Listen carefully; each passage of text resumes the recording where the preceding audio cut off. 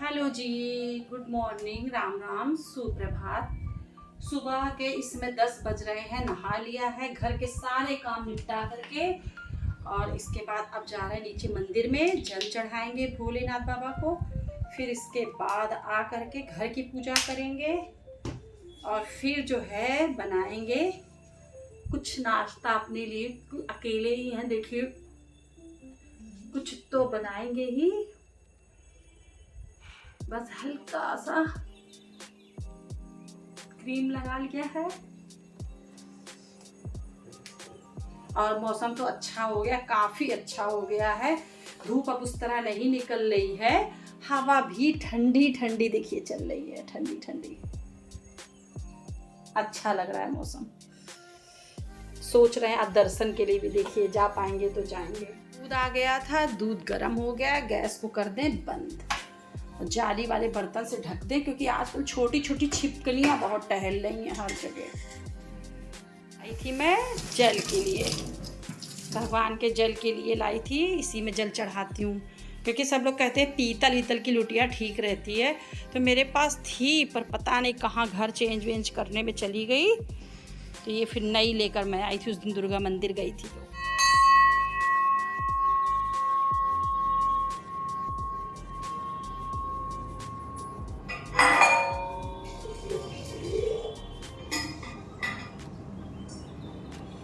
ओम नमः शिवाय, ओम नमः शिवाय। कर्पूरगौरं करुणावतारं संसारसारं भुजगेन्द्रहारं सदा वसन्तं हृदयारविन्दे भवं भवानि सहितं नमामि। तुमेव पाशा तुमेव बन्धुः च सखा तुमेव विद्याधरणं त्वमेव सर्वं मम देव।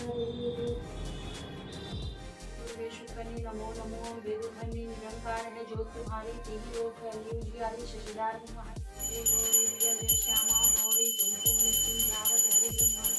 पूजा कर लिया, सुबह के सारे काम निपटा लिए। अब बैठ के पीते हैं एक गिलास हम पानी।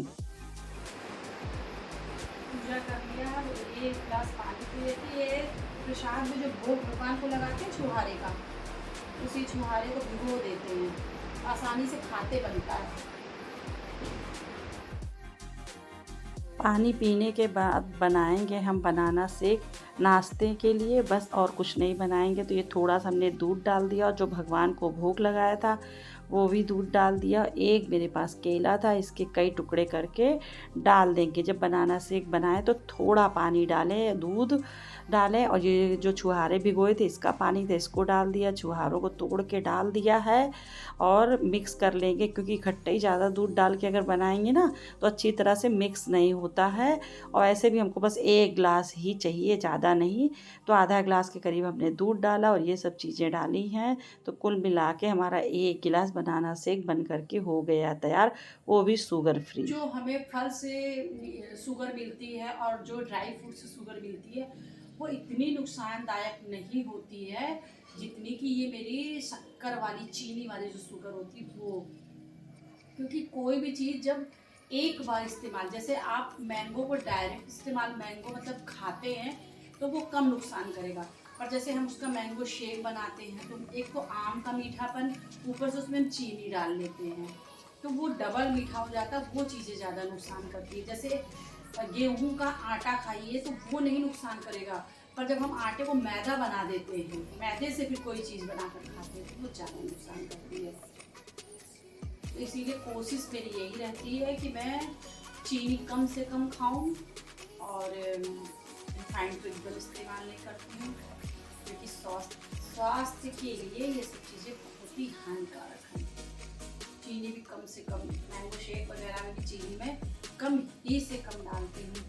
इसीलिए मुझे कुछ मीठी चीज़ें बनाकर दिखाना होता है, रेसिपी वगैरह, तो भी मुझे बड़ी प्रॉब्लम होती है। मैं डालना नहीं चाहती, बनाऊँगी तो सबको खाना।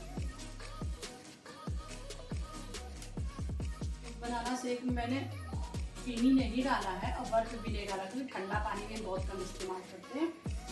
तो इसमें पर छुहारे से जो मैंने भिगो के डाले थे उसका पानी डाला था और बनाना डाला था, उससे ही इतना मीठापन है और इतना स्वादिष्ट लग रहा है कि लग ही नहीं रहा इसमें चीनी नहीं पड़ी है। क्योंकि हम लोगों को शक्कर खाना मना है। पनीर का पराठा बनाने 12 बज चुके हैं, भूख लग रही है, बनाना शेक पिया था, हमने कहा पराठा बना लेते हैं। तो इसके लिए ये देखिए ले लिया है गेहूं का आटा और थोड़ा सा डाल देंगे, थोड़ा सा नमक, ज़्यादा नमक नहीं, बस हल्का सा नमक डाल देंगे। और मोयन के लिए देसी घी, थोड़ी सी देसी घी डाल देंगे, आधे चम्मच के करीब।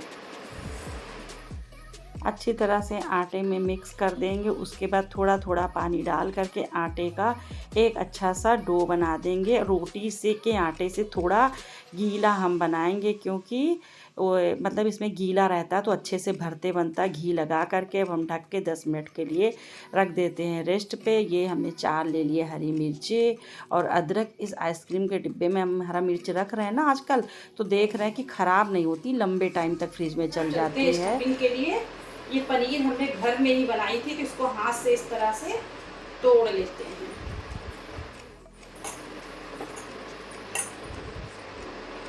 ये हरा धनिया है काटा है, इसको डाल दे रहे हैं। अदरक घिसी थी, इसको डाल देते हैं। एक प्याज काटा है, इसको डाल दे रहे हैं, तो महीन महीन अच्छे से काट लीजिए। हरा मिर्चा काटा है, इसको डाल दिया है। 2 हरी मिर्चे काटे हैं। ये है आंवले का पाउडर, आप चाहे तो अमचूर पाउडर भी डाल सकते हैं, पर हम आंवले का डालेंगे आधा चम्मच।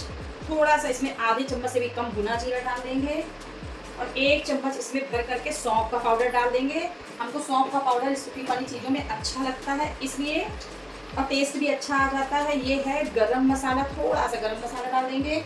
थोड़ी सी डाल देंगे काली मिर्च का पाउडर और थोड़ा सा डाल देंगे हल्का सा टेस्ट को बढ़ाने के लिए लाल मिर्च पाउडर।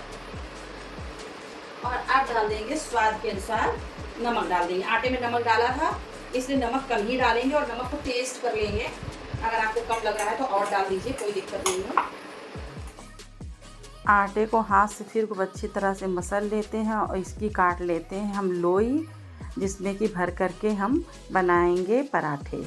इस तरह से लोई काट के रख ले रहे हैं और फिर लोई को हाथ से गोल कर लेंगे। हमें बस 3 ही पराठे बनाने हैं, इससे ज़्यादा नहीं। वैसे जितनी भी मतलब स्टफिंग है उतने बनेंगे तो बना लेंगे। और अंगूठे की सहायता से लोई को इस तरह से कर लेंगे, थोड़ा सा परोथन लगा करके, तो इससे बन जाती है कटोरी के आकार की।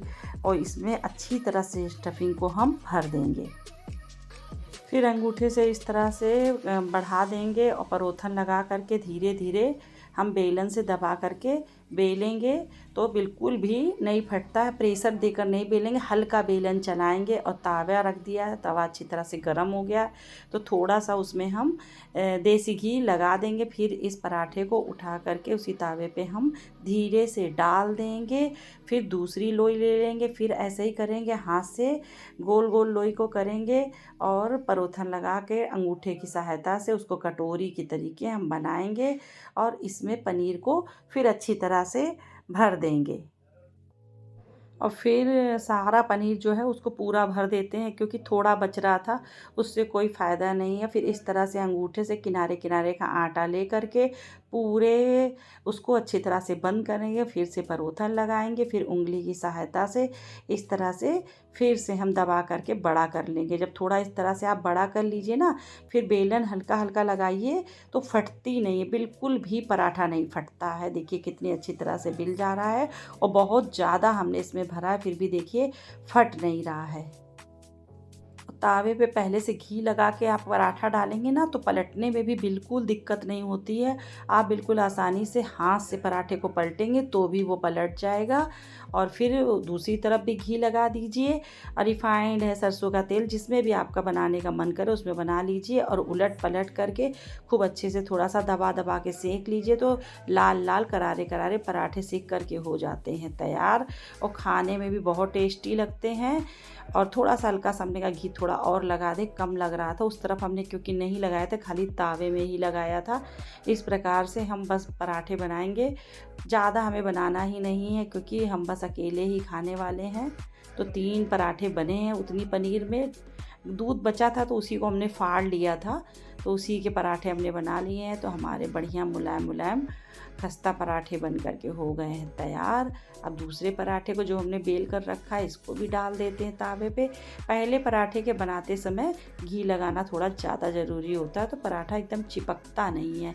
और बचे हुए आटे को, परोठन को उठा के रख देते हैं। फिर शाम को देखते हैं, जो मन करेगा वो करेंगे। किचन को भी इसी समय कर देते हैं क्लीन। फिर उलट पलट के पराठे पे घी लगाते हुए पराठे को हम दबा दबा के अच्छी तरह से सेंक लेंगे और बढ़िया कुरकुरे कुरकुरे हमारे पराठे बन कर के हो जाएंगे तैयार। ये पराठा ज़्यादा भर गया है ना, तो पलटने में दिक्कत हो रही, क्योंकि जिससे हम पलट रहे हैं ना, ये कलछुल थोड़ी हल्की है, इसलिए घी लगाने के लिए तो ठीक है, पर पलटने के लिए थोड़ी हल्की पड़ रही है। तो फिर हमने कहा चलिए इससे पलट देते हैं। गर्मा गर्म हमारे पनीर के पराठे बन कर के हो गए हैं तैयार। बस यही पराठे खा लेंगे, और सब्ज़ी वगैरह हमने कुछ नहीं बनाई है। ले लेंगे टमाटो केचप, उससे ही बहुत। पहले सोचा 2 पराठे खाएं, फिर हमको लगा नहीं 1.5 खाते हैं। आधे पराठे अभी खा लेते हैं, और 1.5 पराठे अभी खा लेंगे और 1.5 पराठे खा लेंगे शाम को। तो इस प्रकार से मेरे दोनों टाइम के लिए हो भी गया है। ये देखिए कितना अच्छा भरा हुआ, एकदम स्टफिंग से, मतलब पनीर से भरा हुआ पराठा हमारा बन कर के हो गया तैयार।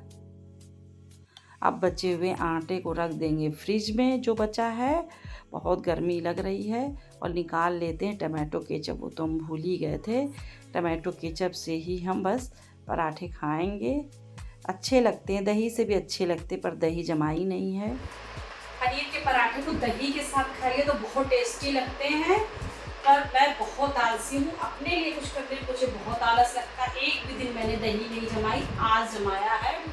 तो जमने में थोड़ा टाइम लगेगा। देखिए बस 3 पराठे बनाए हैं, अब पसीने की हालत देखिए, बिल्कुल भीग गए पसीने से, इतनी उमस से किचन में तो बहुत लगती है। तो मैंने टमाटो केचप ले लिया है, इसी से खा लेते हैं दोपहर में।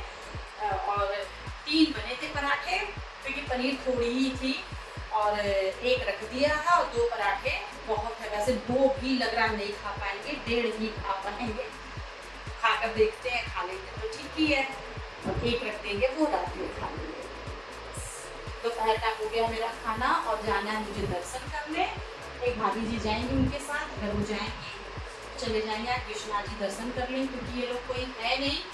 तो भाई हम अपने समय को अपने आप को इसी तरह व्यस्त रखते हैं कि मुझे बिल्कुल अकेलापन ना लगे, और समय भी मेरा अच्छी तरह से कट जाए। कभी कुकिंग कर लेती हूँ, कभी सफाई कर लेती हूँ, कभी जो है डांस भी कर लेती हूँ थोड़ा बहुत, कभी कभी यूट्यूब चला करके।